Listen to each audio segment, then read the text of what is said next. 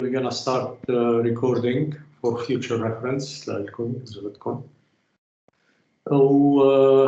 I am going to share something. بس لازم اتذكر how to share. Oh yeah, here we are.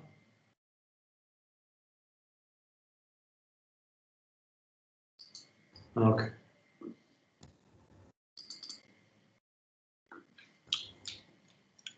And I'm taking هيدا لأنه بنبح صوتي شوي, so don't mind me too much. Okay. كيفكم؟ Ça va? Oui.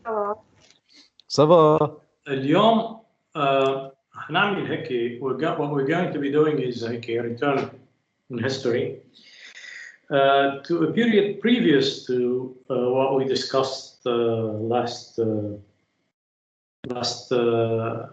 the last lecture.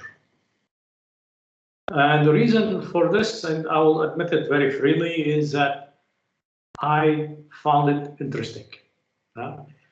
This is an article I did, and I was reworking this article, and I think I found a good organization for it, which reignited my interest in the subject. And in a sense, the article, what it does is expose something more or less hidden by the tendency to view art, in fact, as something detached from the usual connections between human beings, between groups of human beings, between nations. And what I'm going to try to do is show you, in effect, how an artwork can represent a diplomatic message, a message of diplomacy, and how, in effect, this understanding of a painting, of its function, of this diplomatic function in this case, can let us to understand what is basically one of the most controversial images in history. Now, the theory I'm going to propose have been it's my theory, and there might be some strenuous objections to it by experts, which I would respect. So I want you to view it as my hypothesis, with, of course, the total liberty to be in disagreement with my interpretation of this painting. And the painting is the following. So the lecture's title, if we need to give the lecture a title, is Cosimo de Medici's Poisoned Gift, on Agnolo Bronzino's Venus, Cupid, and Time. The title, Venus, Cupid, and Time, and I think is wrong. But it's the not necessarily wrong, but at least missing something, missing the global interpretation. I think there is another title, a more correct title, in which I will give to you in a few minutes. The painting is this. Do you know this painting? Have you seen it before? No. Well, it's one of the most important paintings of a period called Manierism, which others call High Renaissance. And it's by one of the leaders of Manierism, an artist by the name of Agnolo Bronzino. And this painting, in effect, first was mentioned by Vasari. Vasari is considered by many as the father of art history, perhaps rightly. And Vasari in The Lives of the Artists, it's a book that he published in two slightly different versions, well, in two different versions actually. The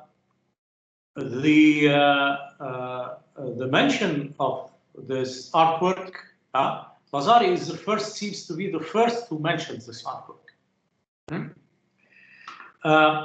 This is how he describes it.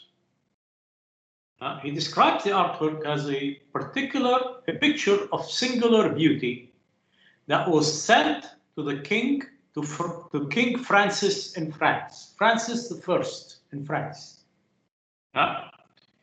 who was the Valois king of France at that moment, within which was a nude Venus, the one you see here before you, with a Cupid, and this is the Cupid that we see, kissing her, and pleasure on one side, okay, with play and other loves, and this is play and other loves, and on the other side, fraud and jealousy and other passions of love. This have been interpreted as fraud. This has been interpreted, this figure here, with the ending with a snake's tail, has been interpreted as jealousy. This is Vasari's interpretation. It's not necessarily, in fact, I don't think it is a fully correct interpretation. But the text of Vasari poses, in effect, two great problems. The first problem is the following. Why was this gift sent? And you might say, okay, this was sent as a gift between two monarchs. The patron of Bronzino was the Grand Duke of Tuscany. Agnolo Bronzino. Cosimo de Medici. So the Grand Duke, Grand Duke Medici, sent this gift to the King of France. So you say, okay, it's a diplomatic gift. It's a gift of goodwill. There is a huge problem with that. And we know, in effect, there are, in fact, clear indications that this was a gift sent by Cosimo. I'm not going to argue these indications. You can see them in the articles that whose link I'm going to include in the comments section of this video when I upload it to YouTube. But let's take this as a hypothesis that this was sent in effect by Cosimo de Medici. Why did he send it to Francis? Well, why is this question problematic? Well, for a very simple reason. Francis and the Duke were at war. This was a manifestation, again, a third manifestation, I think it's, third manifestation of the Italian, what's called the Italian Wars. And Francis, in effect, we know that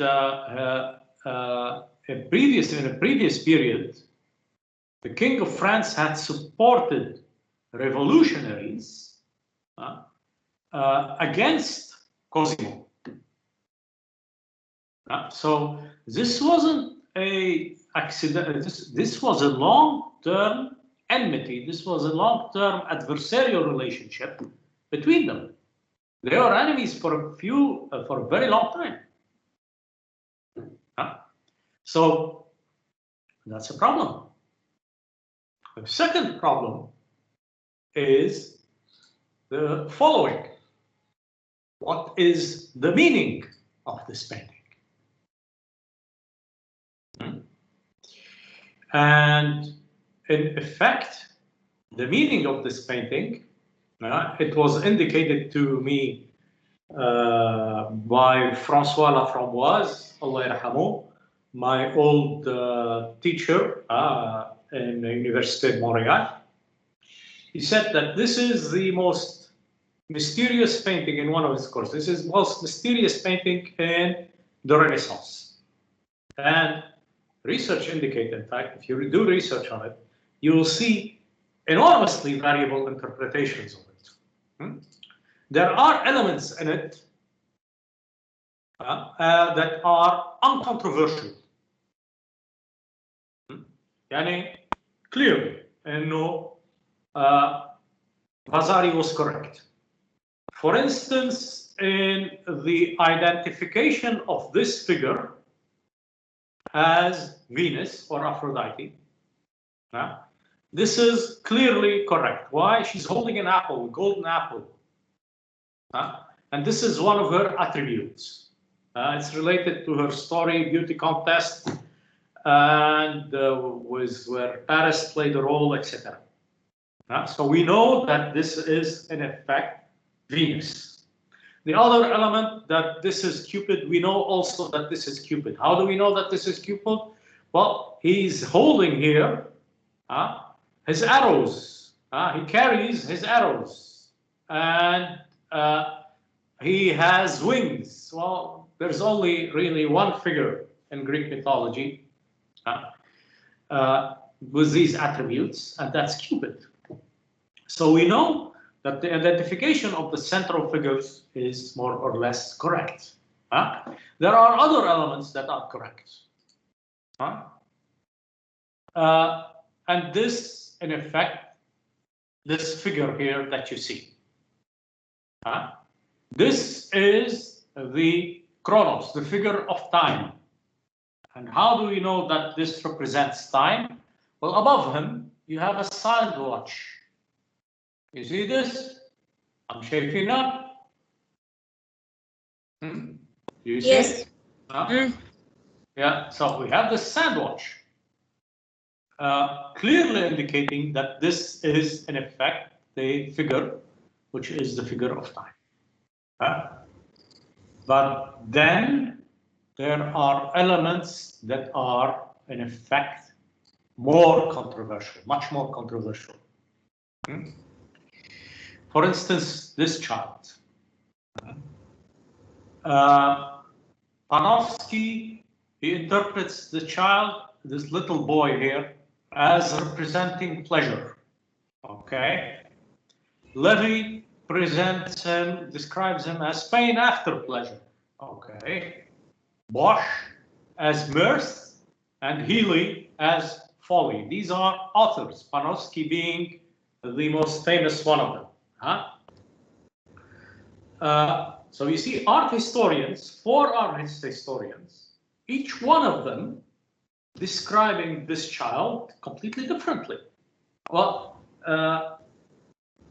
although there is some relationship between them, but their description is very different. And then, well, what does this mean? The same, by the way, applies to this figure. The one behind the child, the almost angelically faced girl behind the child. Well, what does this mean? Well, if you're going to explain a painting, as if you're going to explain a phrase, you need to determine the meaning of each word. As in this painting, you would need to determine also the meaning of each one of the elements, of each one of the figures. What are we talking about? What is this painting talking about? If you say that the word apple means palm, or if you say that the word apple means njasa, or if you say that the word apple means khawkha, you're going to have completely different interpretations of the phrase. Those there or whatever. And this is what we have here in the battle, in the discussion, let's call it, between these art historians. So that, for instance, Panofsky, he concludes that this is a moralistic allegory. That this is an allegory about treachery, luxury, sorry, about lechery, not treachery, lechery and luxury. The figure of truth on this side here, they identified this as a figure of truth, is helping her father, time, uncover the consequences of luxury. But then he changed his mind. This becomes the figure of night. So you see, hiding the action of time, or attempting to stop the action of time. This is the same historian contradicting himself in two different versions of his interpretation of this work. Bosch, another art historian, interprets the figures as deities, and what he concludes is that this work that this is about the gods of love beneath time's threatening arms. That love is something that changes with time. Okay. Really, he reads it as a warning against illicit sexuality. Now, he has, a good reason to do that, to describe something called a case of what is apparently illicit sexuality, and its ruinous consequences. I will discuss why. And hope, fourth or fifth historian, or fourth historians, as incompletely reciprocated love of a man for a woman. So, completely different, unconnected interpretations of this painting. And this is why Alain Laframboise, Allah yarhamu, said that this is the most intriguing painting of the Renaissance. He didn't understand it. I wish I could have sent him my article about it, because I think I've cracked it, but I might be flattering myself. In fact, the variety of these readings is based on what I believe to be a single mistake. And that mistake is that the assumption that there is not one single text that relates all of these elements together. They're thinking that every figure is related to a different text. And I see that consistently in the interpretations of these paintings. And there are dozens of these interpretations.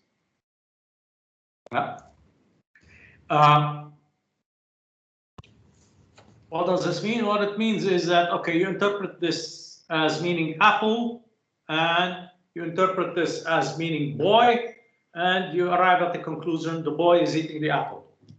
Well, you interpret this as car, and you interpret this as woman, and you arrive at the conclusion that this is a painting about a woman driving a car. This is what's happening here.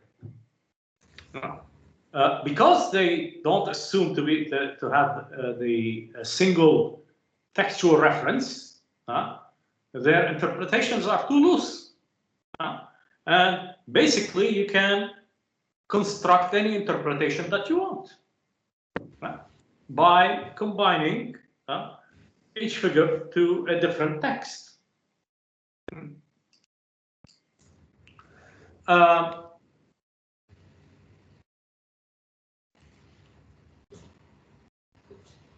What we need to understand is that, in effect, what we need to do is not only understand each figure independently, but also, and this is also the challenge, understand them in their mutual relationship to each other.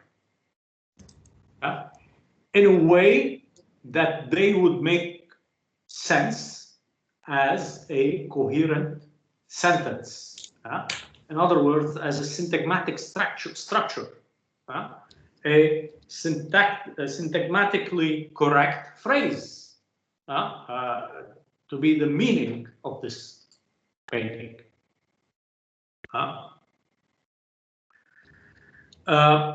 So what this lecture argues is that in the London Allegory, which is the other name of this painting, because it's in London, there is a unified interpretation.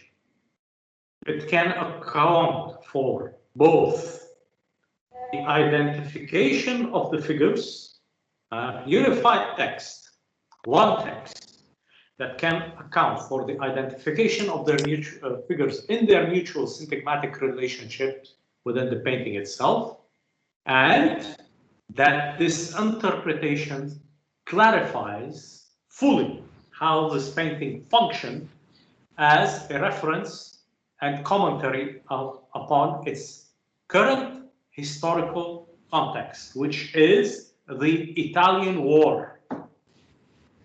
Now, the war between Francis I and Charles Quint, the Holy Roman Empire, within which Cosimo de Medici was fully engaged in the side of the Holy Roman Emperor against Francis. Francis was his sworn deadly enemy. And this painting, in effect, the subject of this painting, in fact, explains why he sent it to him. So, what is the basic argument? The basic argument is that the London Allegory is not, this is a bad name, this is the story of Oedipus Rex. That this is, in fact, a representation of the story of Oedipus as narrated in Sophocles and Seneca's plays. Sophocles, of course, you know, is the great Greek tragedian, classical tragedian, and Seneca is the philosopher, a Stoic philosopher, and also a tragedian. And a commentary on, based on, interpreted in a way, based on its mention and its analysis by Aristotle. This is the story. It's not about love under the threatening je sais pas quoi of time. It's not about lechery, and although it contains elements of lechery, it's about the story of Oedipus. So, what shall we argue? What is it that we are going to? What is the global picture that we will be arguing? The child on the right here, that's Oedipus. Behind him is the riddling Sphinx. Do you know the story of Oedipus? Does anybody not know the story of Oedipus? Silence is consent. So you're saying you know the story of Oedipus. Good. The kissing figures of Eros and Venus are representative of the incestuous relationship, incestuous marriage between Oedipus and his mother Jocasta. And in effect, there is clearly a reason to believe that. Venus, we'll explain that later. The screaming character here on the lower left is a representative of the Theban plague, but also of Oedipus himself as the final victim of the plague. The interpretation will also explain the figure of the man here, time, using Aristotelian categories, the figure of woman here, the masks down there, and this figure here. All of them fit precisely within this explanation. There's no escaping it, to my view, and I might be spectacularly wrong, but I don't think so. Furthermore, the subject here fully explains the function of the painting. As a commentary on the Italian War of 1542-1546. This painting was done in 1545. During this war.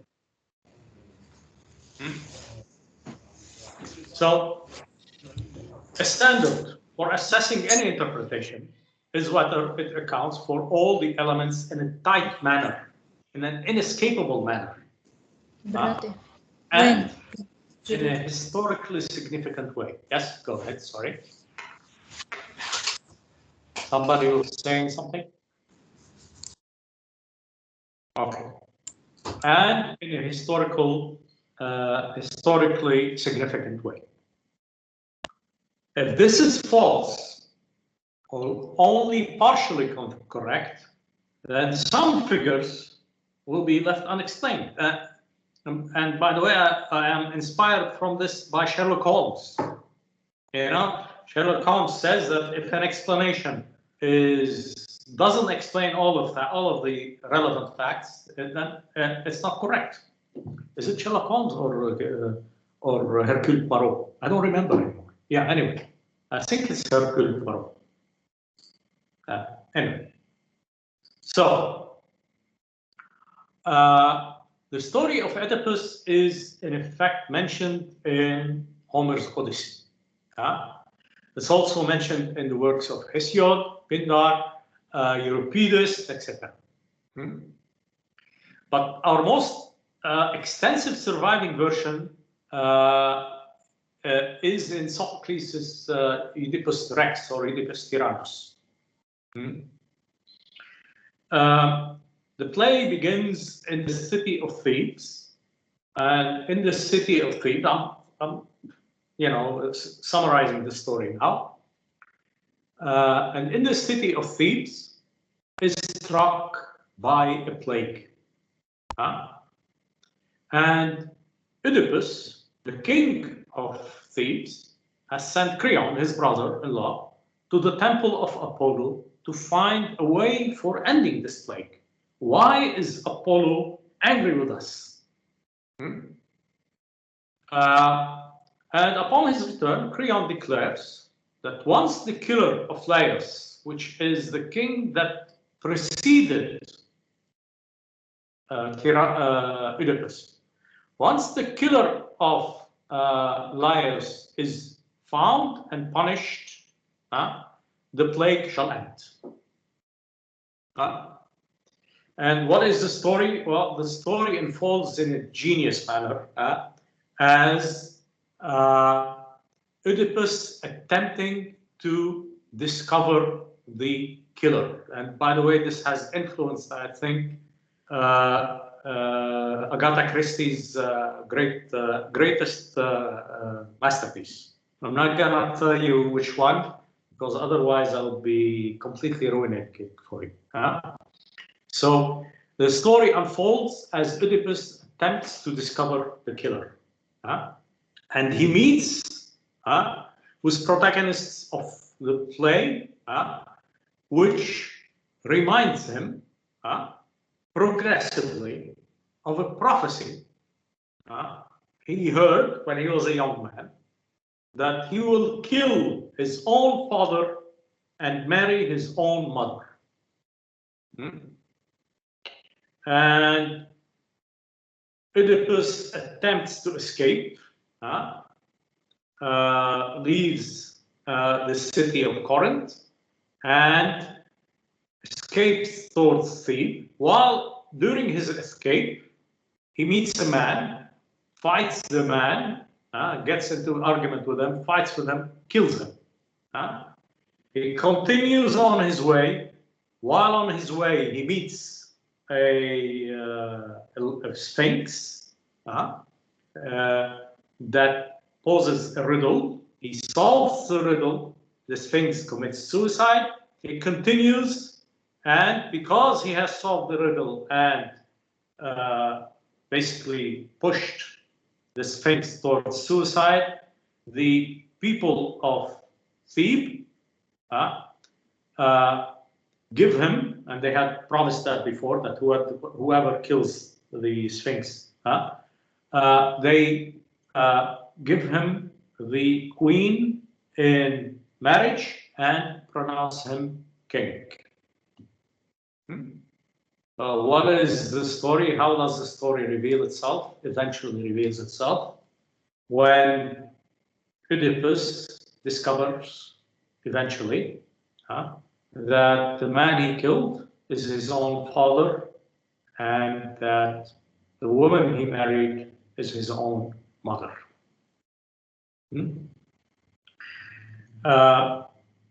Leading him to blind himself and exile himself out of Thebes. So, of course, you know the story, right? Yes. So, this reference to Oedipus, which is, I think, the key to this painting, can explain the London Allegory, the Oedipus Rex's most startling aspect. This scene, it's an incestuous scene. This is Venus kissing Cupid. Cupid is her son, and it is obvious that the kiss is sexual in nature. An indication that it is of course that Cupid here is, fondling her breast, and that the goddess, she holds the one of the arrows of Cupid and directs it toward herself and her son. So she is, in effect, self-inducing the incestuous desire that we see displayed here. So this, in effect, is obviously, obviously, to my view, the reference to a clear reference to Oedipus. And the reason we can justify this, we can argue this, is that Bronzino and his patron, Cosimo de Medici, they were able to justify the production of such a scandalous image. This is a shocking scene. Even by today's standard, it still shocks us. And he was able to negotiate its reception within a very, compared to us, relatively, conservative Christian society of Renaissance Europe. These were conservative people compared to us. It's true that in the 16th century, there was a lot of burlesque poems, with sexual references, etc., including ones written by Bronzino himself. But a representation of this caliber would still have been shocking. The only thing that could have justified such a representation, made it acceptable, would have been a reference to Sophocles and Seneca. Reference to Greco-Roman literary and visual culture was what allowed artists of the Renaissance to represent something that's still, very strange to us. How are they able to represent nudity? Well, it was the enormous prestige of Greco-Roman culture And it's frank representation of nudity that allowed them to say, okay, if the Greco-Romans do it, then so can we. Such was the prestige of the Greco-Roman culture. It was able to justify representations of nudity within a very conservative Christian culture. And this was, in effect, pushing the limit, but still within the acceptable limit of representation of nudity. And one of the most shocking scenes of one of the most shocking stories of the Greco-Roman period, which is the story of Oedipus. It's hard to imagine any other excuse that would have justified this thinking. And in effect, both Seneca and Sophocles, they were held in the highest respect. And this respect, in fact, was increased by Aristotle's mention of Sophocles. Aristotle has this small book. I mean, but consider it the first book of the philosophy of art. The book called the Poetics. And this book was known in Europe because Ibn Rushd, Averroes, mentioned it in the 13th century. So the Europeans knew of the existence of this book. What happened is that it came, very possibly the first copy that came to Europe was through Byzantine immigrants. And by 1536, I mean, that's like 9 years before the creation of this artwork, it was already published in Italy. And this text, which gives a central role to Oedipus Rex, the analysis found within it of the Oedipus Rex is absolutely central to its philosophical understanding of theater, tragic theater as such, had reached Europe, had reached, in effect, Italy.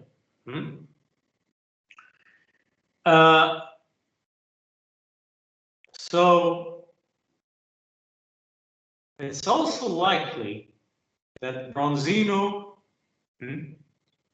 had extensive knowledge of the primary sources of the story of Oedipus.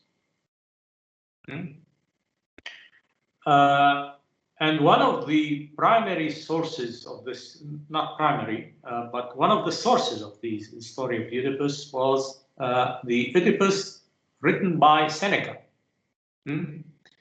which probably came to Florence, in fact, rediscovered in Florence earlier than the older Greek tragedy.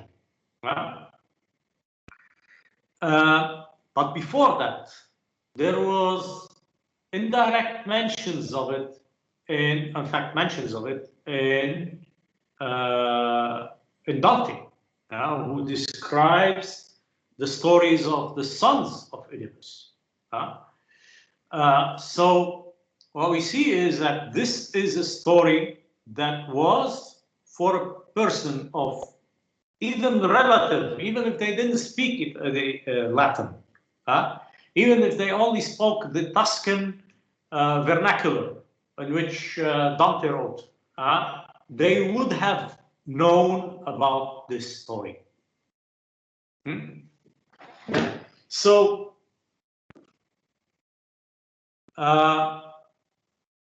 Greek tragedy became a central element of the theoretical understanding of theater. Renaissance theater, which was in effect attempting to arise, to give itself legitimacy, was because it had roots in the Middle Ages.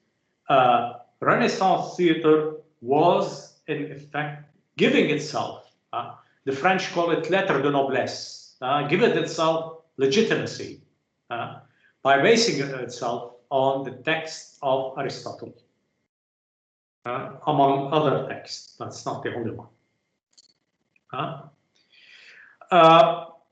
And in effect,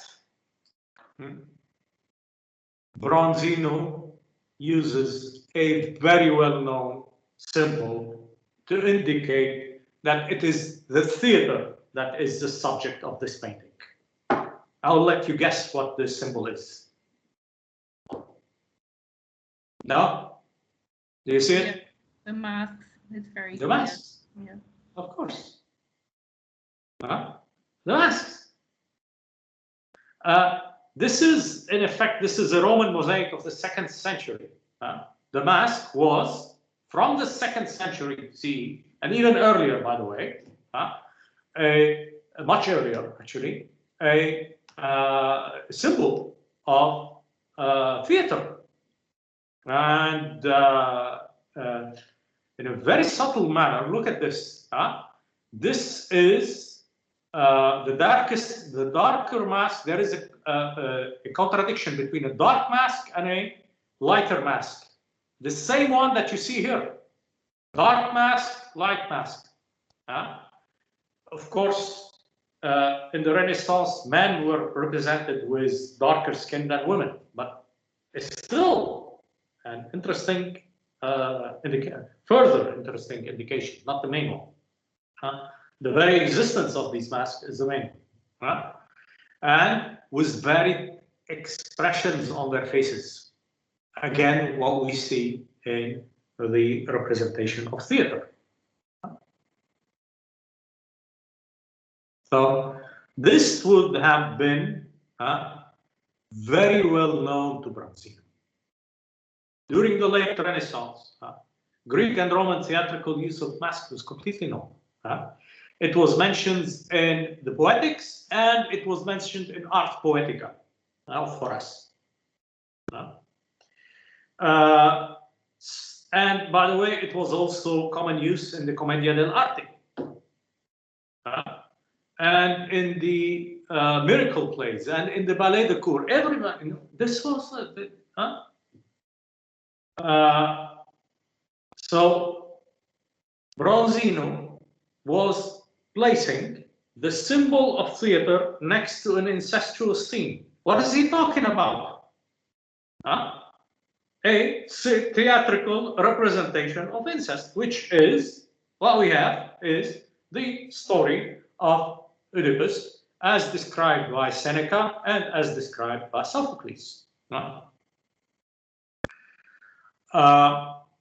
The other element, very strong element, that indicates that this is the story of Oedipus is the figure of the boy on the right, who is gazing at Venus and Cupid and throwing flowers at them. Why? Look at this. Do you see this? Shayfina? Do you see the sole of his foot? No? Yes? Yes? No? Am I alone? Is he stepping on a thorn? Yes. هيدا هو ذاته أوديبوس بس بإيماج تاني. Absolutely. He is Oedipus. And we know who is Oedipus. He's stepping on a stone, and the stone has, in fact, completely pierced the sole of his foot. Do you know what the name Oedipus means?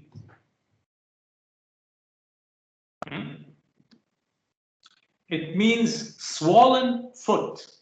And do you know why the foot was swollen? Because his father pierced it. I'll give you.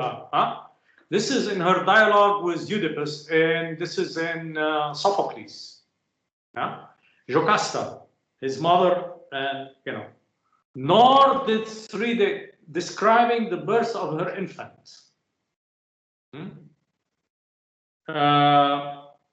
And describing how her husband, having heard of the prophecy that this child shall kill him and marry his mother, had him thrown away. What did he do before throwing him away? Nor did 3 days succeed the infant birth. After 3 days of the infant's birth, before by other hands he casts him forth. The father gave him to one of his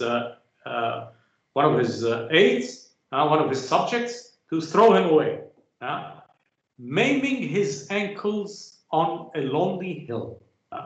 Haunting, here we have the ankles that were being pierced. In the story here, what we have being pierced is the sole of the foot. So what explains this discrepancy? This discrepancy is beautifully explained by a very simple element, is that Bronzino was primarily probably reading Seneca's text. And in Seneca's text, this is what he said. The soul had been pierced with iron. So what is being pierced? What is Bronzino representing here? He's representing, in this case, the Senecan text. He probably read both or had an understanding of both, but he represented the Senecan text because it was much more available. So thy souls had been pierced with iron, and thou hast thy name from thy swollen and crippled feet. Your name is based on your crippled, swollen feet. Crippled and swollen because they were pierced. So why is the expression on the child so joyful? I mean, who can seriously, anyway, why is the expression of this child so joyful? Why are his gestures so animated? Now what we see is that this child is completely unaware of the wounds on his feet. What is the artist talking about? Well, remember, the play of Oedipus Rex is based on the ignorance of Oedipus, the king. Oedipus does not know that he is the killer. He does not know that he married his own mother. So what is this being referred to? What is being referred to is, in fact, the ignorance, to my view, and this is of the origins. What is being referred to, they are placed, in effect, in a location in the painting that only a very minute attention to the painting would reveal. If you look at the painting rapidly, you're not going to see this. So what is Bronzino doing? And to my view, in fact, what is Cosimo doing? Because Cosimo is a genius behind this thing. But that's hypothetical, that's speculative. What is Cosimo, what is Bronzino doing? He is placing the intended public, the intended spectator of this painting in a position similar to Oedipus. In effect, making him identify with Oedipus. The onlooker, a very particular person, who is Francis I, the intended onlooker is placed in a position where he has to, exactly like Oedipus, where he has to in effect solve the riddle, just like Oedipus had to solve the riddle. So why did Cosimo place him in this situation? We will see. And this is very deliberate. So the viewer, the intended viewer, Francis I. No, we are not the intended viewer. The intended viewer is Francis I, the King of France. The intended viewer is placed in the same position as Oedipus, in the same position of having, through a progressive progress of discovery, of having to understand what is going on. And the child then is celebrating, throwing flowers at the Venus, the incestuous Venus and Cupid, in a sense celebrating. Why? Again, this is related to the ignorance of this child, Oedipus. He married the equivalent of Venus. He entered in a situation similar to that of Cupid and Venus without knowing what's going on.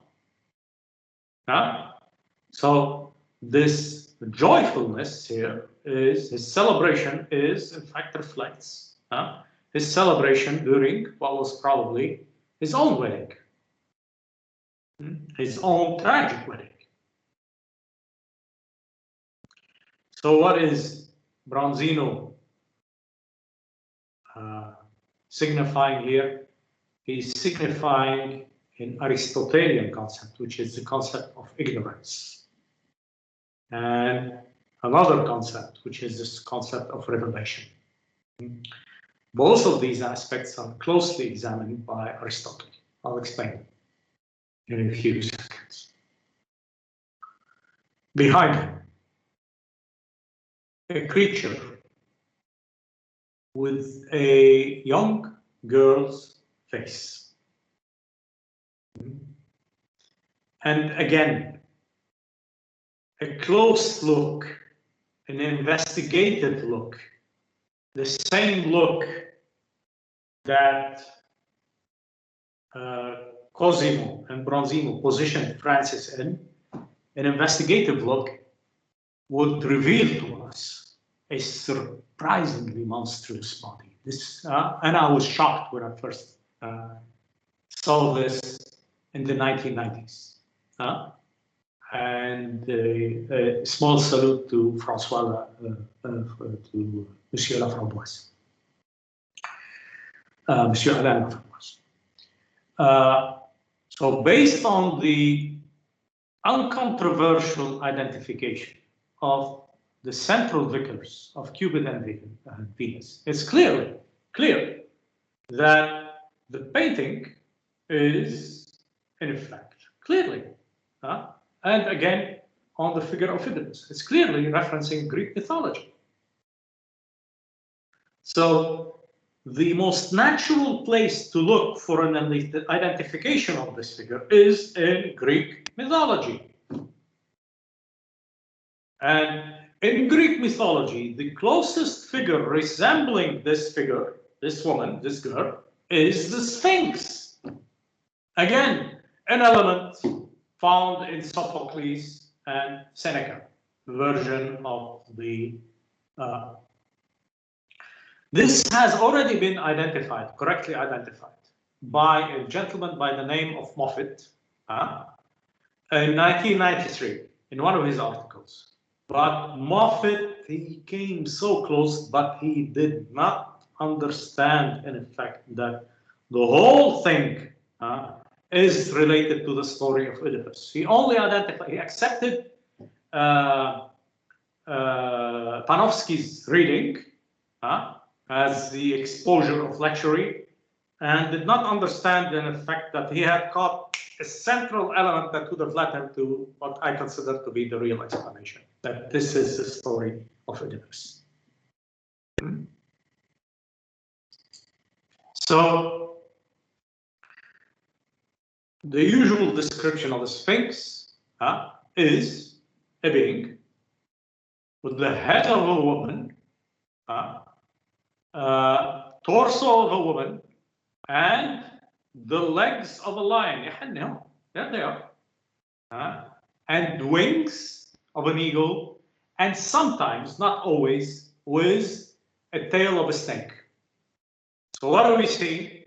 Well, we see head of a woman, the torso of the woman, the legs of a lion, and the tail of a snake. What is it?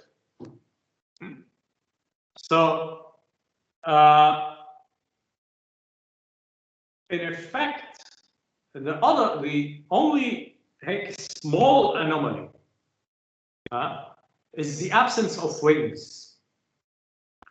But the excellent study that Moffat has done has shown why this, in effect, anomaly exists. In that, in the 16th century, the books that would have been used as visual sources for the representations of the Sphinx were represented wingless. So for Bronzino, with his available images and how he would have represented Sphinx, he would have represented it as being wingless. The other anomaly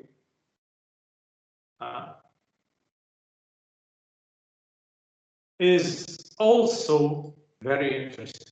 It's the tail, a serpent tail, a serpent-like tail, ending with a scorpion's stinger. I show it to you again. It's here. Here it is, shaped here. The Sphinx holding with his hand, and we're going to talk about this very weird hand.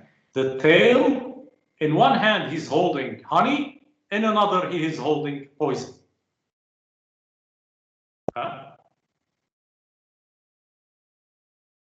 Where is it? Here it is. Well, in well-known medical treatises,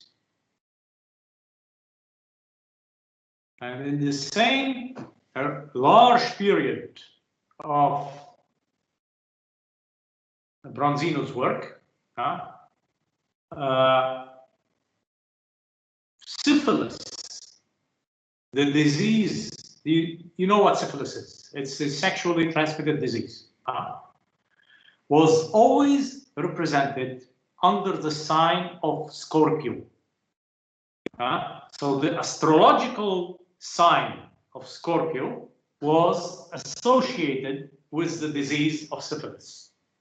There were other elements, there are other indications why he would use this stinger. Is that the disease was metaphorically described as resulting from a contact, described as treacherous as a scorpion's string. And this disease, syphilis, this is very important, was called the French disease. The so-called French disease then is being associated with the plague in the Theban play, in the play of Oedipus Rex. There is another element that's strange, which is the honeycomb. The honeycomb that the Sphinx is carrying in her right hand. It's also a reference to the Theban play.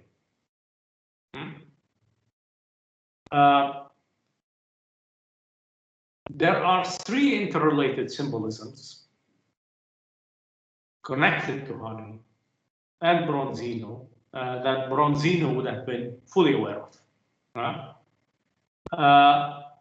The first is that Sophocles was nicknamed the Attic bee. He was, okay. The second is the association of honey with Delphi, the shrine of the god Apollo. Where did Oedipus send his brother-in-law? His uncle. Sorry, his brother. Here. He sent him to the shrine of the god Apollo, and honey was associated with Apollo. And this visit to Apollo's is in fact closely related, the central element of the story of Oedipus.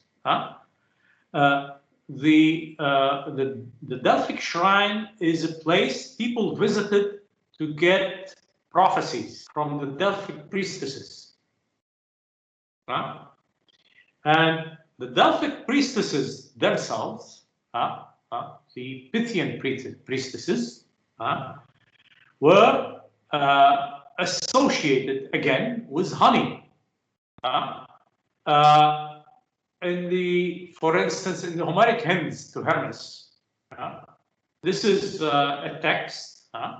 The bees, the prophetesses at Delphi are described as bees, and their ability to utter prophecy is conditional on their access to bees, to honey.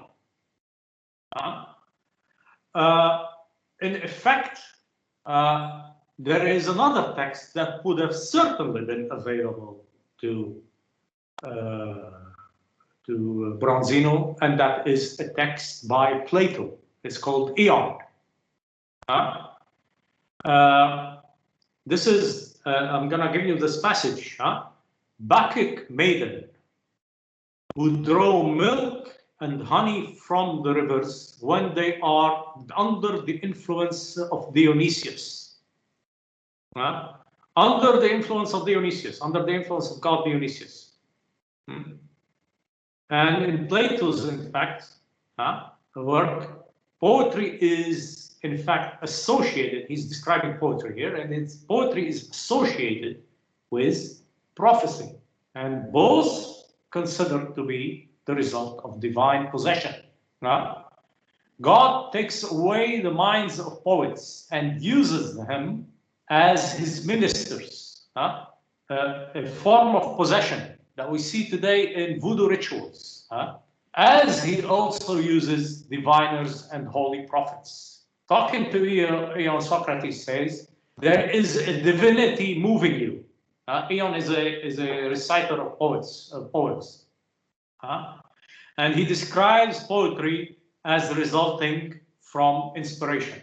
For not by art does the poet sing, but by power divine, by being possessed by the divine spirit, directly associated with honey. So Bronzino, of course, would have been fully aware that the origins of Greek theater is in the Bacchanalias, is in festivals to the god Bacchus. So there is a cluster of meaning in texts that would have been fully available, linking prophecy to theater to poetry. So what is Bronzino doing here?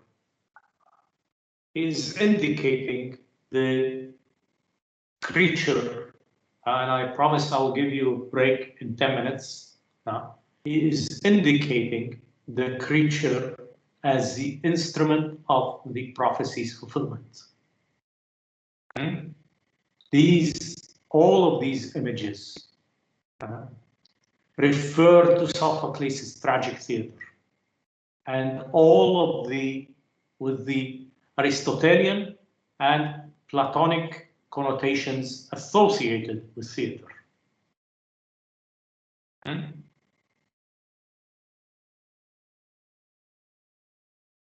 So, let's take a break. 7:50. Is there any questions? No? Yes? No. Okay. We'll take a 10-minute break and we'll come back at 7:40. All right? Don't just mute and disconnect your audio. That way we avoid wasting time with the reconnection. Okay. Okay.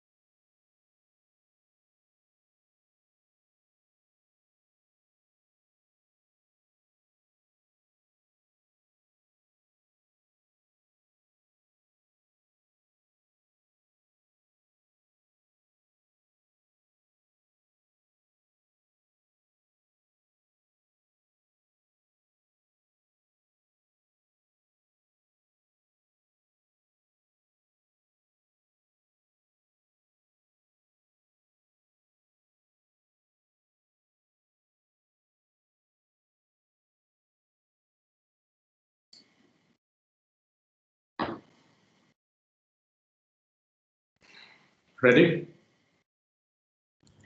Yes. Okay. So, in effect, the painting is not only narrating Oedipus. It is in reality very strongly influenced by Aristotle, and more precisely Aristotle's Poetics. In that the figures, they not only represent the story, represent themselves, they also express, or are based rather than expressed, on ideas, on philosophical ideas about tragic theater.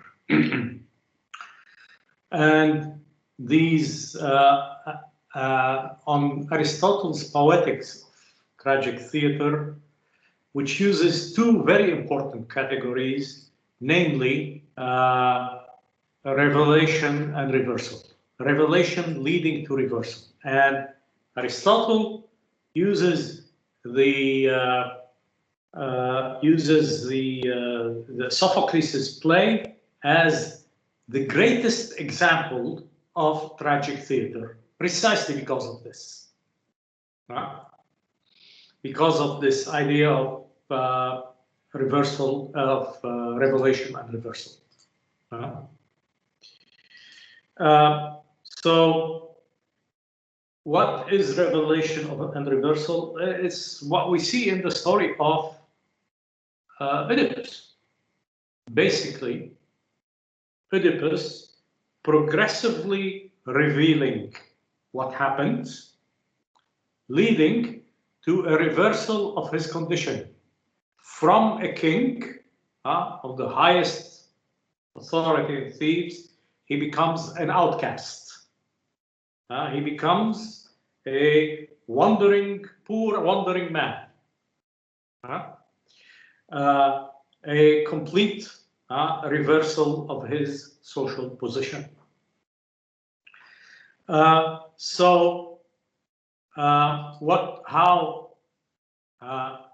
does Bronzino represent this? He represents it in what is the most subtly disturbing element of the painting. I want you to look at the hands. شايفين الإيدين. You see the hands here of the Sphinx? Do you see it? Okay. Yes. What's wrong with them? Can anybody tell me? Sorry? Les deux mains sont main droite. No, in fact, the left is right and the right is left. Yeah. He, in fact, reversed the hands. Why did he do that? Well, you see this here. What is, in effect, poison is, in effect, what is prophecy, what is honey is, in effect, poison. And what appears to be good is, in reality, a poison. What appears to be good, which is his marriage of a queen, is, in reality, something that will lead to his undoing. Again, this is associated with Scorpio, associated with syphilis. In that it is also related to the structure, very structured, paradoxical structure of the play. In that it is the very efforts of Oedipus attempting to avoid his fate that led to it. It's escaping it, the city where his parents, adopted parents lived, in order, because he didn't know they had they had adopted him, right? It's attempting to escape his face that led to it.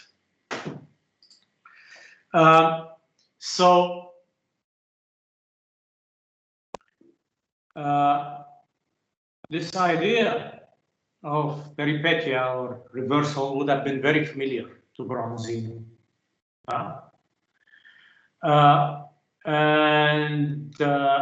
I'll read you Aristotle's description of it. A reversal is a change of the situation into the opposite, as described above. I described it. This change being, moreover, as we are saying, probable or inevitable, like the man in Oedipus who came to cheer Œdipus and rid him of his anxiety about his mother by revealing his parentage and change the whole situation. It's always something that leads to its absolute opposite. The shepherd attempting to calm Oedipus tells him, no, don't worry, she's not really your mother, which leads him to understand that she is his mother. And the philosopher, in fact, viewed this as the greatest example of peripetia. In fact, this analysis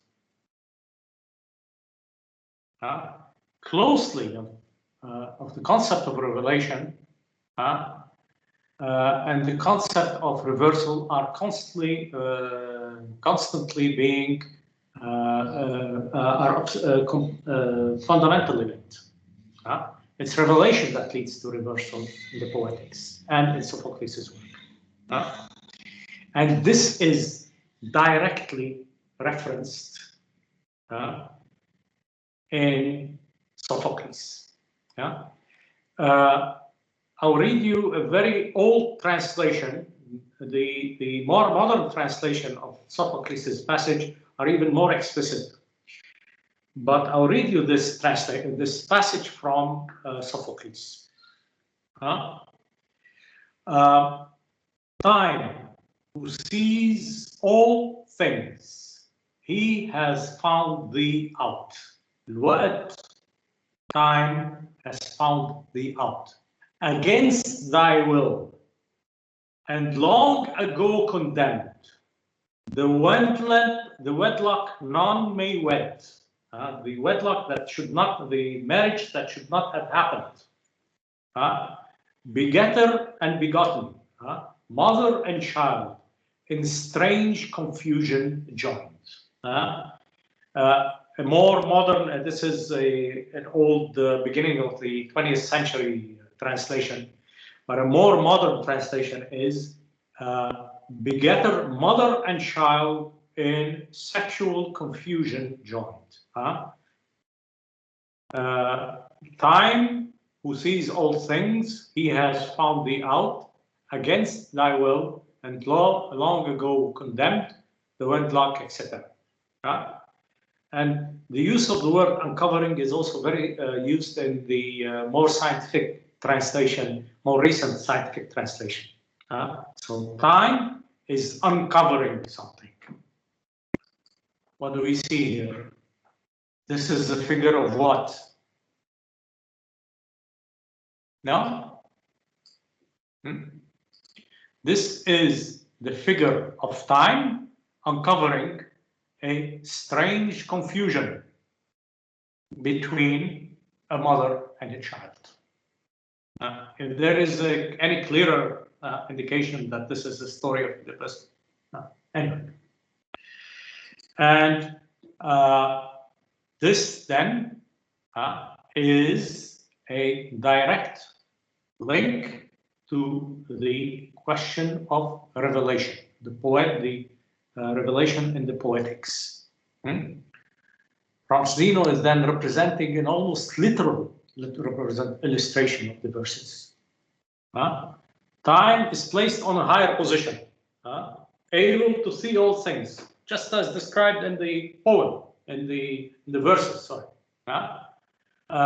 Uncovering the scene that reveals the truths of a mother saying, who is that we see before us. The goddess and her son, Oedipus. Another figure on the left is represented as blind. Close examination, we can't see it here. It needs to be more closely examined, but it is in effect represented as blind. The eyes, you see them, are blackened, and it seems to be missing the back of the head. So who's this figure? In effect, before the king's Oedipus eventually blinds himself. But this is not Oedipus, clearly. Before Oedipus blinds himself, there is one single figure that was blind. And that figure is Tiresias. Who's Tiresias? Tiresias is the prophet that knew what was going on. And this is especially true in Sophocles' play. Tiresias knew what was going on, and Oedipus was constantly goading him. Tell me what's going on. You, the prophet, do you know what's going on? And Tiresias constantly telling him, you don't want to know. Let the truth be hidden. So what do we see here? What we see here is time attempting to reveal. And this is Tiresias attempting to hide things. And how are we sure that this is Tiresias? Well, this is a woman. Tiresias is a man. So why are we saying that a woman is, in fact, the man Tiresias? In reality, in the story of Tiresias, the goddess Hera turns him into a woman for 7 years as punishment. So what did Bronzino do? In order to distinguish this blind man from the other one that will become blind, he represented him as, this is an attribute. This is what's called in art history as an attribute, like the apple that Venus is holding, like the quiver and the arrows that Cupid holds. An attribute of Tiresias is a representation of as a woman. The blind prophet who for 7 years was a woman, Tiresias, attempting to stop time, exactly the role he played in Sophocles' play, attempting to stop time, revealing what is going on. So,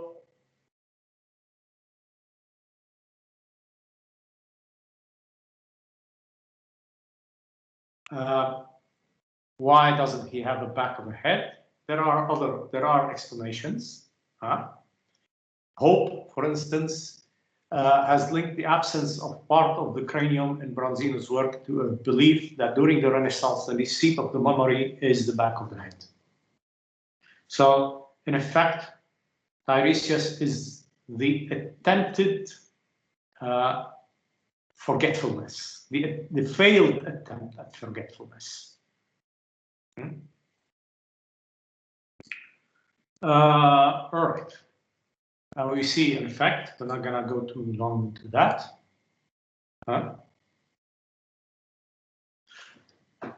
But the main tension in Sophocles' play and in Seneca, to a lesser degree perhaps, is this ambivalence between dissimulation and revelation, between oblivion and remembrance. Tiresias is at first reluctantly, extremely reluctant to reveal the truth. It's only Oedipus goading him, screaming at him, and the prophet's rage that pushes him to eventually reveal the truth. The other figure that's found absolutely extraordinary, first time I saw this thing, is a figure in obvious and extraordinary pain. In his excellent article, G.F. Conway determined that this is a male syphilis victim, a victim suffering from syphilis. His analysis is today largely accepted by art historians and medical, practitioners. That this is a sign, in fact, what's called secondary syphilis, painful flexion, swelling of the fingers, missing fingernails, toothless gum with traces of bloody discharge, which is the sign of the only way that they had of holding back the disease, which was the use of mercury. And mercury, as you know, is poisonous, and it made the teeth fell down. But it was the standard therapy for syphilis. So Bronzino then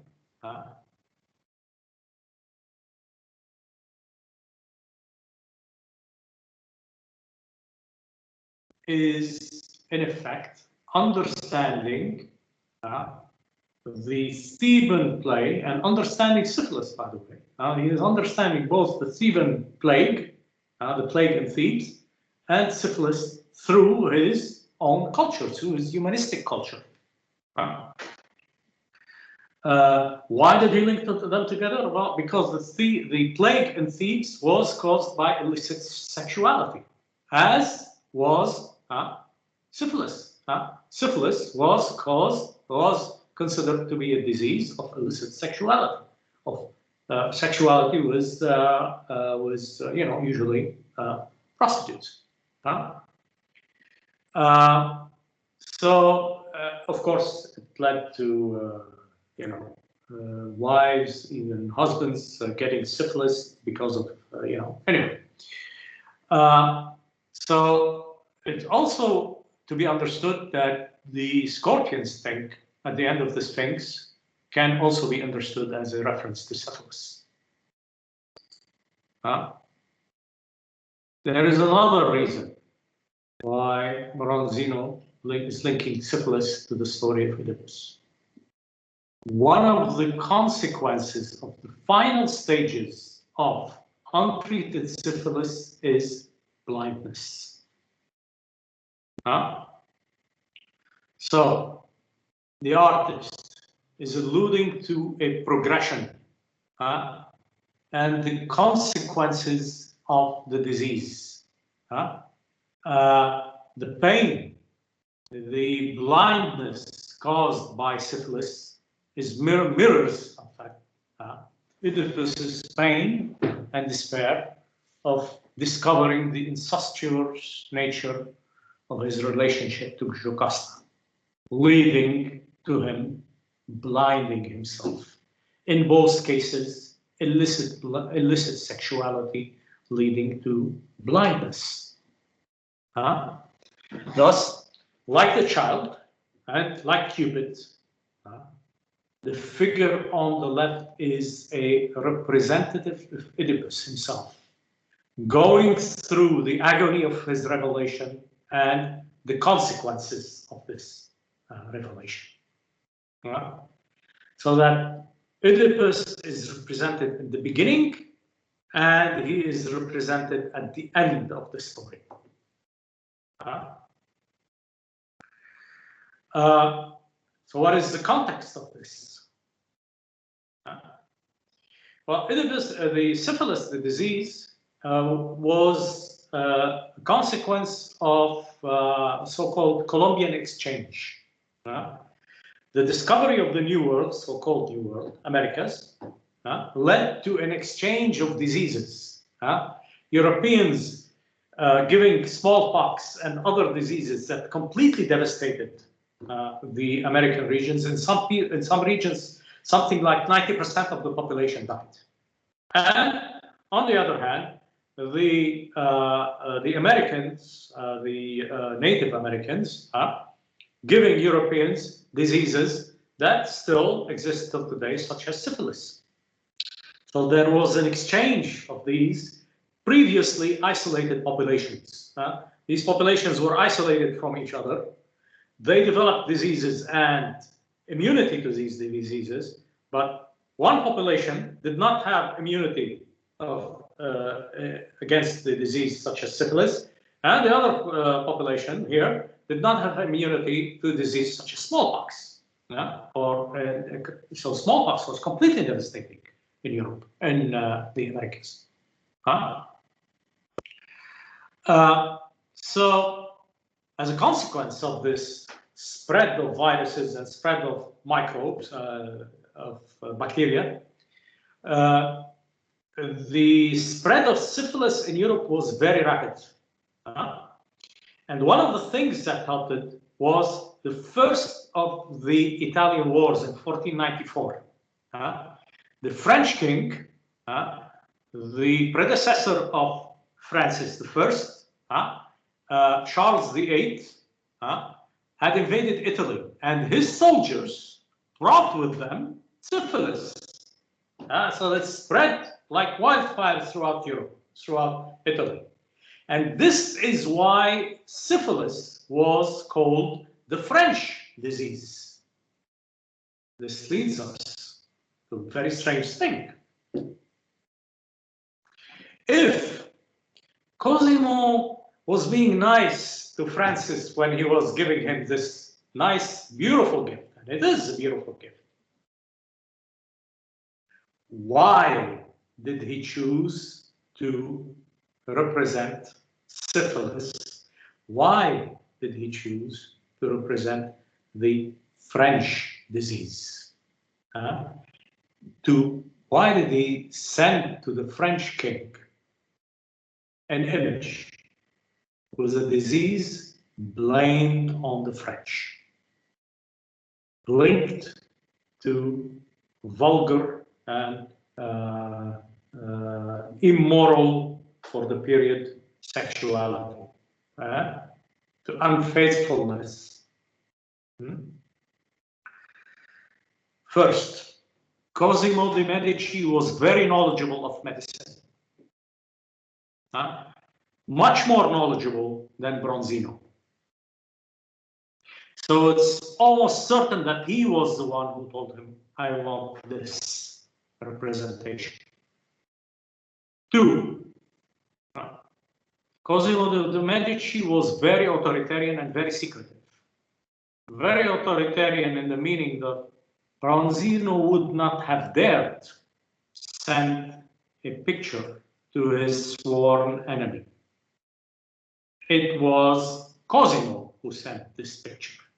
It's not like Francis sent some agent that bought the painting from Cosimo, from Agnolo Bronzino. That's not how the food would have worked. Cosimo de Medici was too much in control of his domain. So Bronzino, under the patronage of the Duke of Medici since 1539, since 6 years, sent this painting representing the French disease to the King of France. This was an insult. But an insult of an extraordinary sophisticated nature. In a gift sent to the French monarch, the choice of French disease, and as a representative of the Theban plague, along with all the associations of incests, it cannot be a mere coincidence. So beyond being French, called the French disease, this in effect had another reason for choosing syphilis.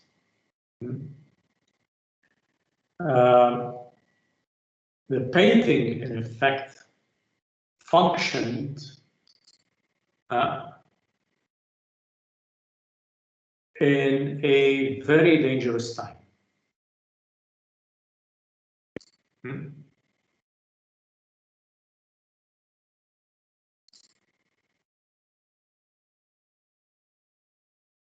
And there is, in effect, a very strong possibility of why, beyond being called the French disease, why it was chosen as the representative of the Theban plague caused by unnatural sexuality. Francis I had syphilis.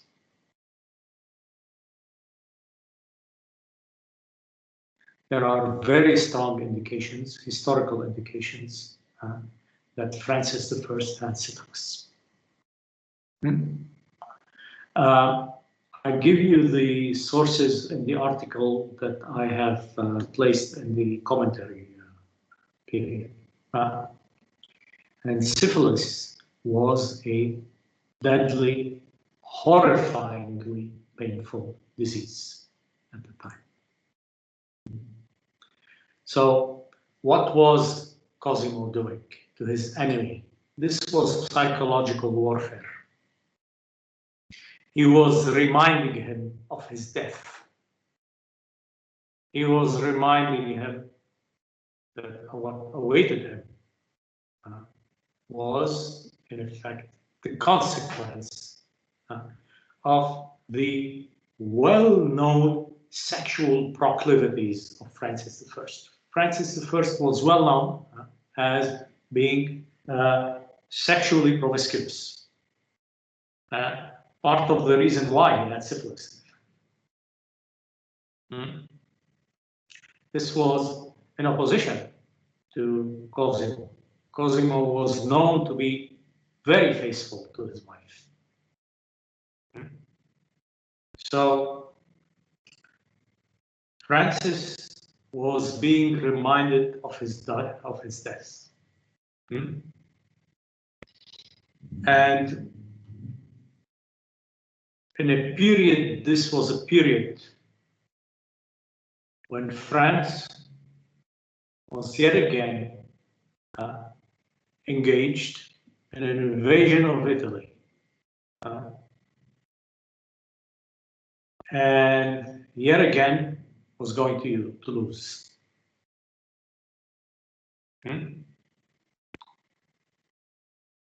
So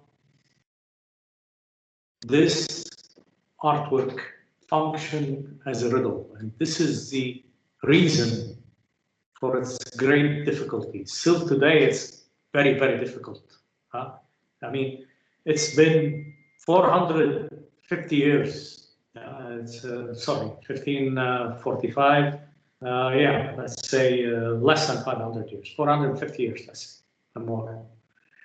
It's been 450 years since this painting has been, and it has led to enormous controversy regarding its interpretation. This was planned by Cosimo. Cosimo did not want it to be easily understood. And Cosimo was well known for his secretive nature.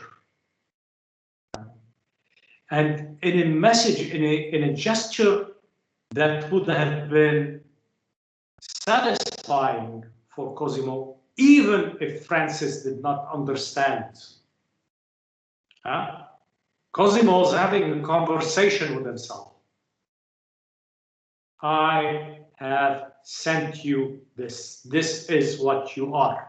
This is what I think of you.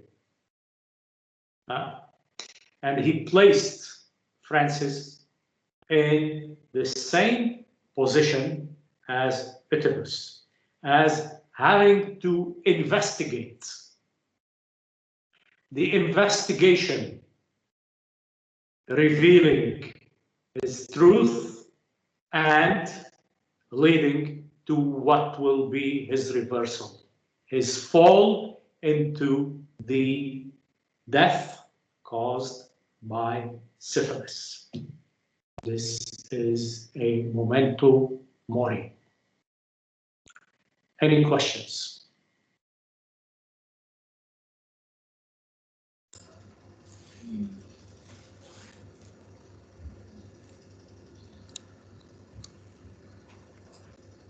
All right.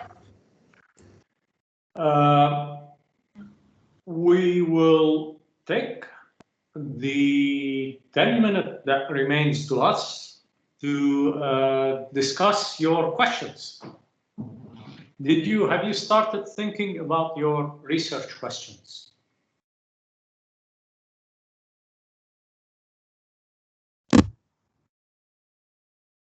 Lucinda? Sorry, I'm back. What happened? I did something. Can you stop recording? Is that okay? Stop recording? Yes, sure. Because we finished, yeah? I just wanted to thank you for the lecture. You wanted to what? I wanted to ask you something about tomorrow, but also to say thank you for the lecture. You're you're very welcome. I will stop recording now. Okay. And stop.